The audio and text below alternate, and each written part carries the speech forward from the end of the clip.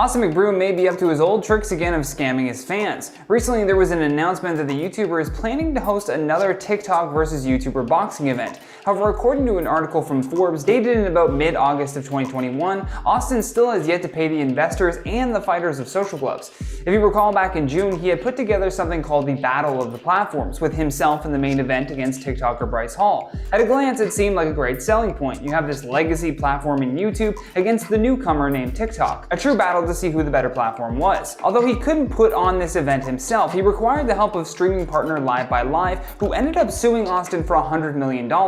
On the flip side, Austin accused the digital media company of allegedly withholding the money they made through pay-per-view, which he says is why no one got paid on time. However, even with that lawsuit and missed payments looming above him, it seems as though he's planning a return to the ring. In an Instagram story that was posted not that long ago, Austin wrote alongside a video of him training in a ring and said, "Stay tuned for a big announcement in February," adding in another post, "The last several months I've been working on big plays behind the scenes, dealing with legal plays behind the scenes. Also, my get back is unmatched. You will be my witness. Stay tuned."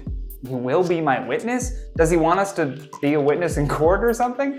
I love the slight mention also of dealing with legal issues behind the scenes, which would include lawsuits filed by Nate Wyatt and Taylor Holder, as well as NBA star James Harden, who was a main investor in the first event. He dropped $2 million that he immediately sent legal letters to hopefully recuperate.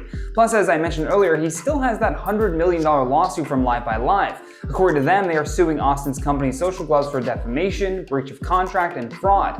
livexlive CEO Robert Ellen even said in a statement, "If you read our lawsuit, including the fraud charges and so on, Austin owns Social Gloves. There's some really telltale information that he even tried to change the ownership to fool some of these kids. They apparently held on to the revenue from the event so that they could be the ones to figure out which parties involved needed to be paid first." The CEO added, "We can't get the contracts for the life of us. They've refused to share what they believe to be the waterfall. Nobody can even try to figure out who would be owed first, who would be owed second." So it's a real big mess that Austin has gotten himself into, and before he even cleans this one up, he's already trying to start a new event. I'd love to hear your thoughts on all this though, because that's all the time we have for today. So stay classy, and I'll see you on the next one.